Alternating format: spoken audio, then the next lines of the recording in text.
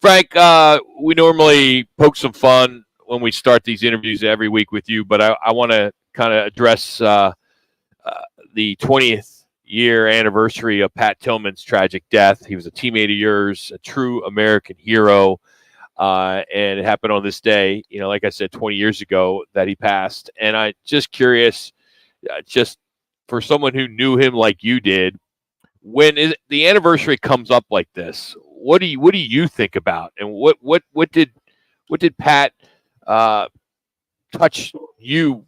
I don't know how to say this, but how did he somebody help me here, influence you? How did he touch your heart? How did he touch your heart, or what can you just say about Pat?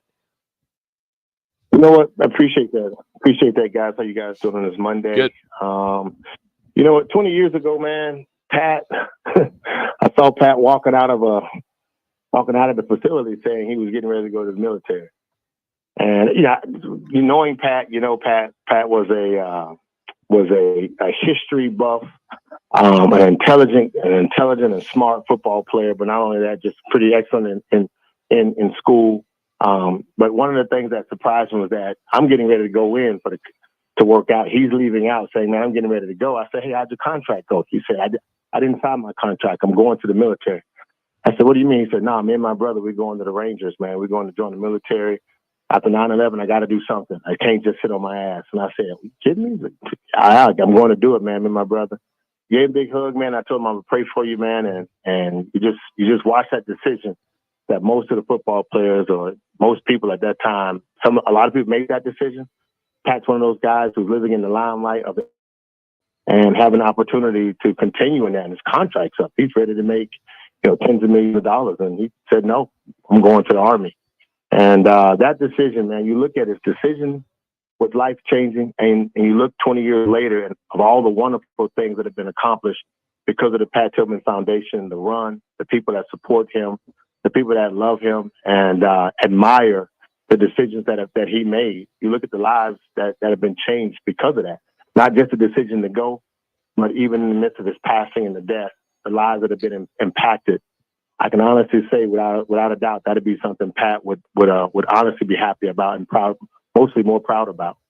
Frank, how'd that impact you, his death, and moving forward? It changes the narrative. When you're looking at life and you're making decisions, at that time, the NFL and sports in general becomes something that when you're making a decision to get into the fight or you're making decisions to entertain those that are fighting, because when they get done, it's one of those things you take to heart and you look at the decision that was made and you say, man, everything in life is not just about sports.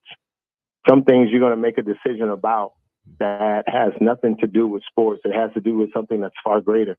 And Pat was already on that road with the things that he was doing, the books he was studying, the major that he studied in college. So to see him make that decision and to see the way Pat lived while he was in the NFL only lets you know that, man, it's something. It has to be something bigger and greater on the inside of you that moves you to make those type of decisions.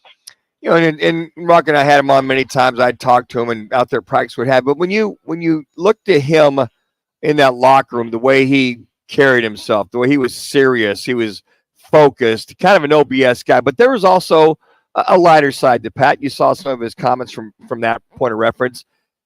From the stories here in the military, it didn't surprise us that he was just as much of a leader with those Army Rangers on and off the field of battle more so. Did that surprise you or not surprise you whatsoever? Not at all. 3. I mean, the guy is just, he's a California kid, man, long blonde hair, sandy blonde hair. He wore pajamas and flip-flops 90% of the time, so the white T-shirt. He had a beach cruiser bicycle. He lived in an apartment complex not that far from the facility.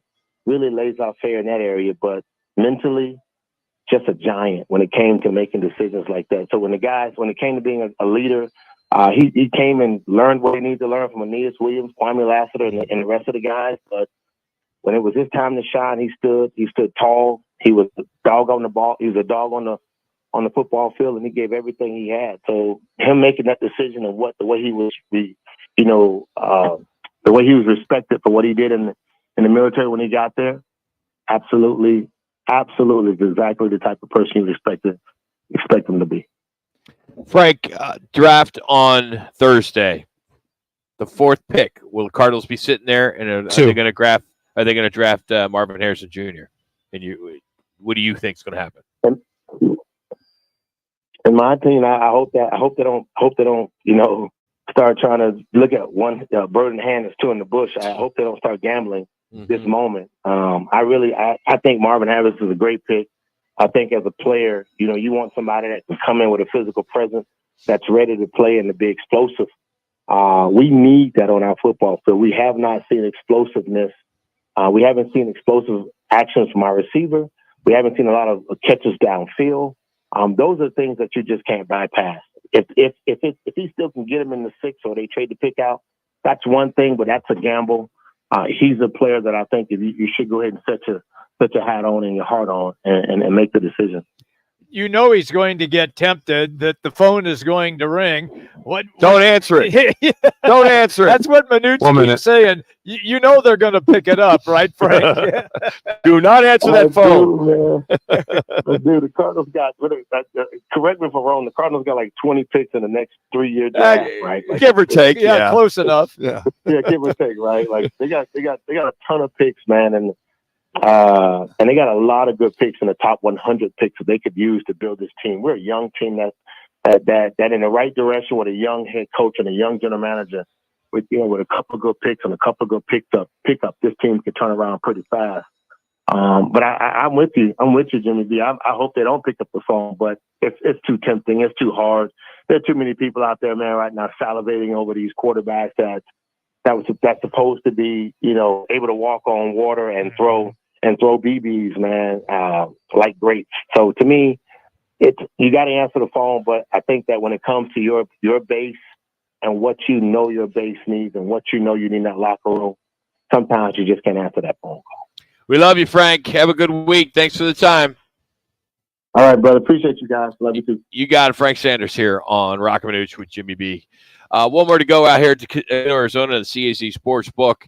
I had no idea that this professional sports franchise was playing, and they play here in the Valley. I'll tell you about that next. It's Rockin' Minucci with Jimmy B. Clear. This is the Odd Couple with Chris Broussard and Rob Hart.